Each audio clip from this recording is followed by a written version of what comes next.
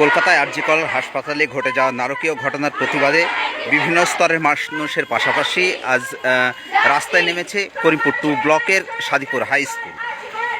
আজ 22 আগস্ট রাস্তায় নামল সাদিপুর উচ্চ বিদ্যালয়।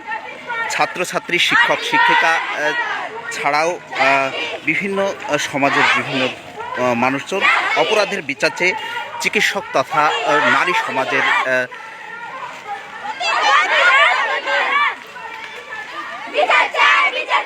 নিরাপত্তার চেয়ে তারা স্লোগান তুলেছেন। আর জি করে চিকিৎসক ধর্ষণ ও খুনের প্রতিবাদে এই মিছিল আপনারা দেখতে পাচ্ছেন।